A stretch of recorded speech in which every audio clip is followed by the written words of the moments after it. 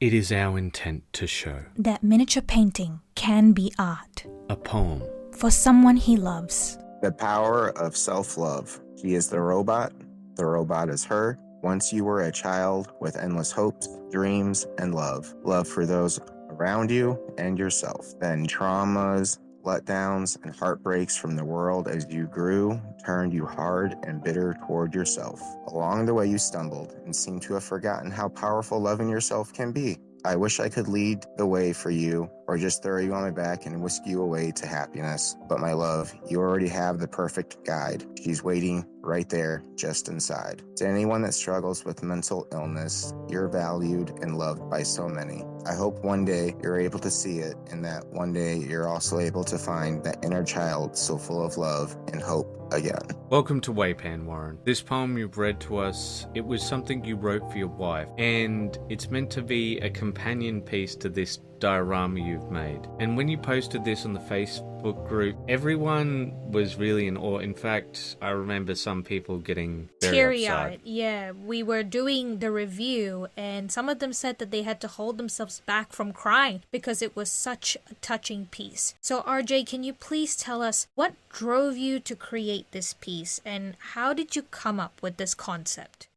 It was one of those pieces where I saw the piece and it talked to me. It told me right away what it wanted. And the more I sat with the piece and listened to the story it told me, just refined that back and forth with it, it just kind of went from there. It's just one of those things where, sometimes you just have to listen, and the piece told me everything I needed to know. How did you start with it? Like, did you have an image already in your head, or did you see a picture somewhere that you felt would connect with what you wanted to make? No, it purely was just from the concept in my head and what it meant as far as the connection with my wife.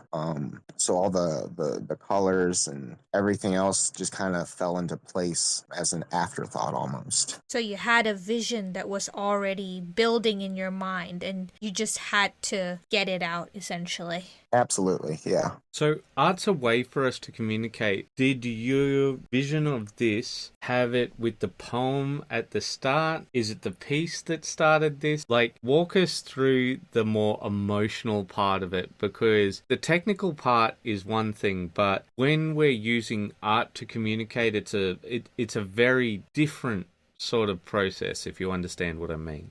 Sure. I'm not a very externally emotional person. And so it was just a way to kind of show emotions I don't normally show my wife, and in a way that I felt comfortable doing it. The poem and the concept for the piece kind of came at the same time, like one built on the other. So as you did the piece, you started writing the poem, or was it the opposite way around? So I would say I probably worked on the piece first, but in the way of, like, I primed it, I did some general like volumetric stuff, and then from there it was kind of just then started thinking of the poem and thinking of that journey and what the story was. And as I would refine the piece, I would go over the poem in my head, and things that didn't quite fit I would change. And so as the piece progressed, the poem also progressed. Okay, it was a very intuitive process that you are describing here, and a lot of the times that is the case with artists. It's just a feel for something, right? It's just sometimes just a vision pops up in our head, but it's also the innate desire to want to get it out of your head and into the real world because you feel a connection to that vision, and I think it is that hope that someone else can feel it too. So on that note, how did your wife react to your piece after you presented it to her? And we really want to hear what it meant to her. So she cried. I started by reading her the poem, and then I showed her the piece, and she cried during the poem, and she cried when she saw the piece. And I think that when I was talking to her about this question, she kind of agreed that, again, I'm not a very externally emotional person. I'm not a touchy-feely person. And so for her, it was one of those, like, oh my God, there is so much emotion there, even if you don't show it externally. It is there. You do see these things, you do notice these things. So it meant a lot to her for a lot of different reasons. And it made me feel good to be able to express to her in such a deep way and for her to understand that. Because I know there are a lot of people that could look at something like that and just kind of gloss over it because it's just you doing your hobby and labeling it as something nice for me, when she was really able to see that it was so much more than that. Yeah, made her feel seen, it sounds like. Yeah, I think some of the Yeah. times when you're in a very long-term relationship, I think that a lot of people forget that if you want it to work, you've got to put that work into it. And it's not always going to be a big moment like this, but what I think this represented, you can tell me that I'm wrong, but what I think this represented for the two of you was not a big moment, but that you were noticing all those little things all along. And this was your way of saying to her, look, I do notice these things, I do know these things, this is a way I can communicate to you. And like Sunny said, made her feel seen. Yeah, I would agree with that 100%. I have to ask, like, you mentioned earlier that you felt that through this diorama, you felt you could express how you felt. Why is that? Why did you feel that words alone could not express how you felt? I'm really bad with words, if you can't tell by my speaking. I thought your poem was no, really good. I thank you. No, I get in my head really easily, and I definitely am the epitome of being my own worst enemy. So sometimes it's just easier to do for sure. So sometimes it's just easier to do acts of of love and kindness or caring rather than using those words. Yeah.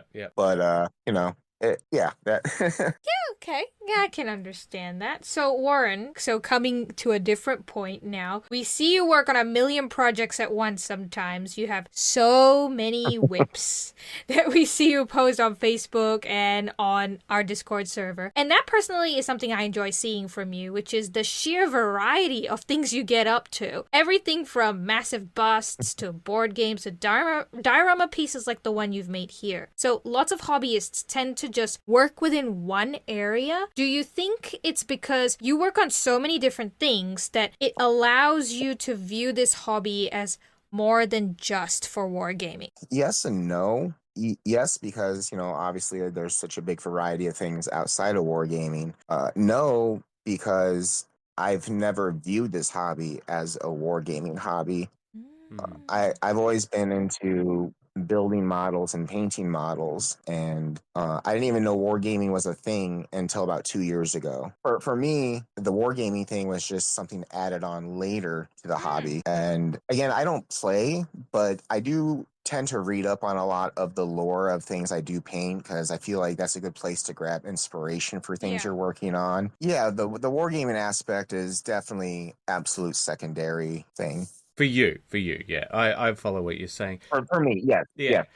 For me. So one of the questions I wanted to ask is, how did you go about the process of changing it from, well, like it's still that same emotional piece, but you decided to put it into a local competition. And I know you worked just feverishly on it that entire time. Now, if you didn't place, we would have been upset, but how did it make you feel to put that sort of magical piece out there to be judged by people? So yeah, it was definitely really scary making any adjustments to that at all. One, it had so much good reception in any Discord or Facebook group I shared it in. My wife loved it. It did everything it was supposed to do. So changing anything was a terrifying idea. Yeah, like when you said you were going to touch things up, I was like, what are you doing? Yeah, why are you doing this? I have to admit, I had the same feeling to that, because I was just like, No, yeah. no, don't Yeah. don't touchy. And then you're like, just make Yeah. this. But please keep going. Continue, yes. I actually did get one private message from someone asking me not to change anything on it. And I thought that was really funny. So what I did to kind of like alleviate some of that stress was I just sent it out to a bunch of different Discord groups. I reached out to a handful of different private artists I know, put it on a bunch of Facebook groups, and just any and all feedback on what people would do to change it, or what they would improve on, where they would add focus to, or whatever the case. So for like 3 or 4 days, I just thought about it, stared at the piece, and debated on if I wanted to do any changes, and then read over all the different comments I got. And there were obviously some that just did not align with my vision at all, and good and bad, whatever. But then it was just kind of sifting through the stuff I thought were good ideas, things I did like, and then just figuring out how to implement that and still keep the vision I originally had for the piece. And then from there, it was just taking, baby steps, correcting one thing, adjusting this. And then little by little, as I pulled back, I realized like, okay, this is starting to look better. Then it kind of just, snowballed from there. I wound up with something that I thought I was really happy with, and I was, but I'm even more happy with it now. And Amanda likes it even more now. So. Well, I've got to ask, if that was the case, I hope that our feedback helped, because I remember you put up whips during the process of updating it. And was there anything that was particularly helpful with our feedback, or was it just good to have a sounding board? I would say a bit of both. There was definitely the OSL that I had a lot of people that the way I originally had it, it wasn't quite telling the story the way I wanted it to tell it. And a couple of the changes I had made, I thought looked good. And then I shared in the group, and the feedback was that it does not look so good. And I think that going back and forth and, again, being taken out of your comfort zone when you think something looks good, but it really doesn't, sometimes it, kind of hurts. Yeah. But pulling back, putting my ego to the side and implementing those changes, the suggestions you guys made, I think definitely helped keep the piece more in line with my original vision than I would have taken it. And it still helped to create a competition level piece. So yeah, it was very helpful. That's really good to hear, because that's our goal when it comes to the Waypan reviews, to help match a person's vision, like whatever they're doing. Yeah, and I would like to just add on one thing before I move on to the next question, and that is, what made you decide that you needed to sort of fix the piece? Because like you said, everyone who met with the piece was just like, this is perfect. Don't change anything about it, right? Just submit it as it is. So what made you go like, okay, now this was a sentimental piece. Now it's going into a competition. It's got to change. But what sort of went in your mind like, this thing has to change? Like, why did you make that decision? I would say that kind of ties into your next question, in that art's never done. It was one of those things where I looked at it, I loved it, it was good, but could it be better? Yeah. And so, putting that out to the Facebook groups, putting that out to the Discords. And while there were definitely plenty of people that were like, don't touch it, you're going to overwork it. Yeah. There were far more people that had suggestions. And again, it was one of those things where like some suggestions, it was just like, yeah, that's not in line with my vision. Not at all. But then other things, it was like, oh, okay, hold on. Let me take a picture of it, go on Photoshop, do what you suggested real quick and see what that looks like. And it's like, oh, that looks really good. That adds a lot more interest in that area. Yeah. Let me go ahead and implement that. Because I remember particularly when you were talking about how you wanted it to be the energy radiating from the girl. And I think that was one of the changes that I suggested, because you were like, all right, well, this is the idea. And I'm like, oh, well, how about this? And then I think I went Sunny into Photoshop, like you said, and then tried out some different variations to imagine it. And I think having that sort of space where people can be critical, but they're being critical not for the sake of just like, oh, you suck. Like, I think unfortunately with the with miniatures in particular, there's toxic positivity. And what I mean by this is everybody says, oh, you're good, you're great, don't worry about anything. And like it doesn't help with growth. Yeah. And you should tell people what they've done great, because people do great stuff. But you should also help them along. But of course, it has to be a space that's open for that. Yeah, so there is Right. that issue where people tend to be afraid to point out things that someone could do better, because they might be afraid of hurting their feelings, Oh, yeah. or other people coming in and saying, "Oh, you shouldn't have said that." Yeah. And I think what I really enjoyed about the whole process of this diorama and you saying that you went into different groups asking everyone is I think they really connected with the message of your piece,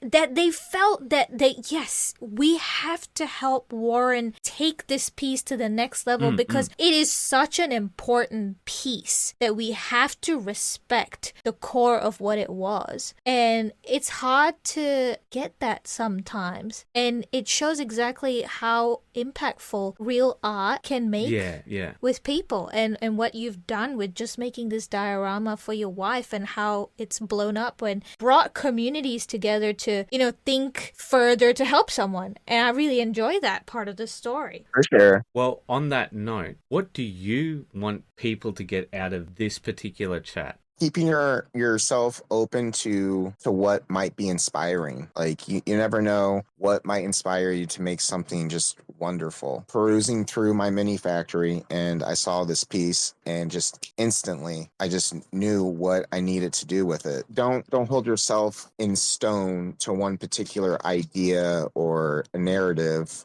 You never know where or what might inspire you to do something really cool. It sounds like you're saying that people should try to search outside of what they're comfortable with, search outside Absolutely. of what they know, and also to expand their visual library, because when you have seen more things, you have more references in your brain, where sometimes you have that moment where like, I want to do this thing. Oh, I know, I've seen this somewhere. Let me go find it. And then it becomes your reference point. So I would like to ask, because I think we should ask it because it's the core of this episode. Do you think miniature painting is art? Absolutely. There's no question about it.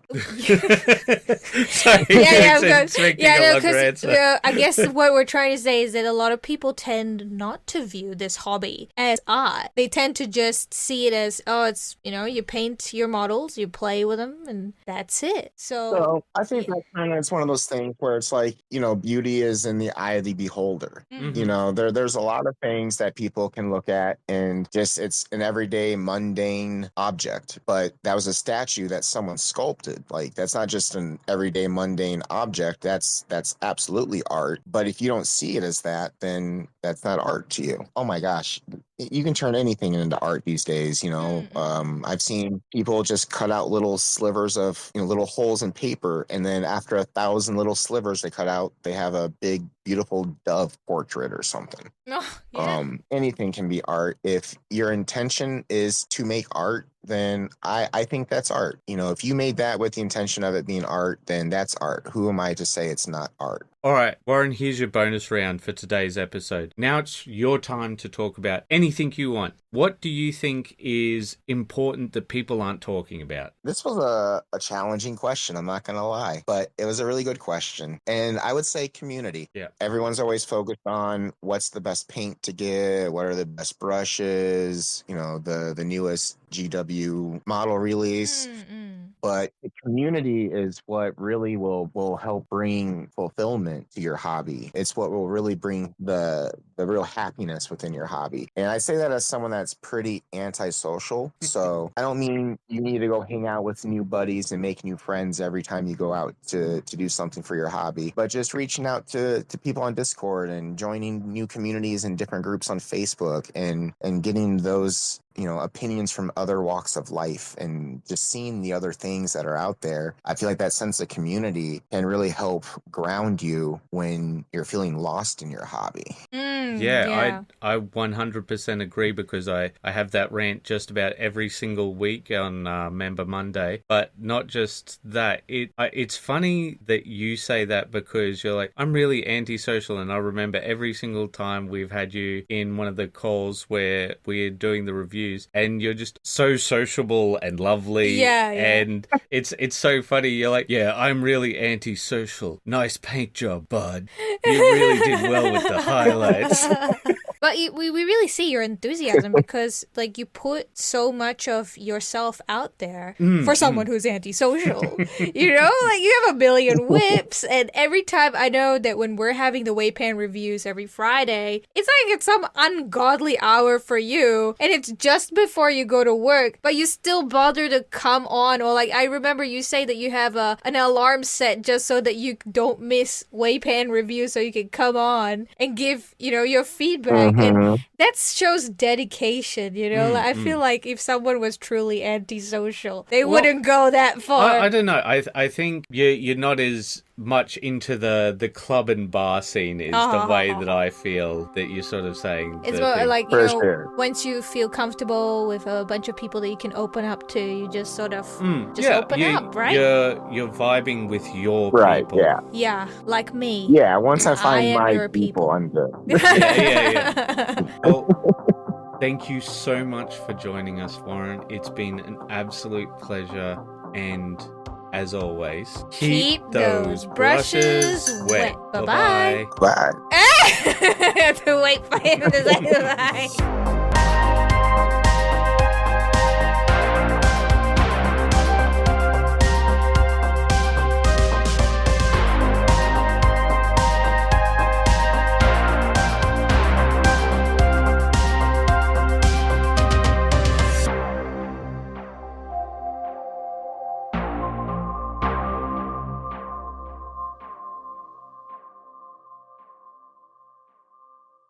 This is the first of one of our Member Month March videos. And we're going to be covering topics that's close to our heart with our members. We believe that miniature painting is art and that you are an artist if you'll let yourself be. Treat yourself as if you were someone you were taking care of. Avoid upward comparison, avoid negative self-talk, and remember you're on a journey. Remember to paint with purpose. If that's just to get the minis on the table, that's fine. If that is to get into the flow state by painting to the best of your ability, that is fine. If you're looking to compete with the best and push your skills, that's fine too. The one thing that is not fine is if you punish yourself by holding yourself to impossible standards. Have you spent your entire life painting miniatures? Have you spent 20 hours painting a single piece every week? Have you received the tutelage from the best and brightest? Then why are you comparing yourself to the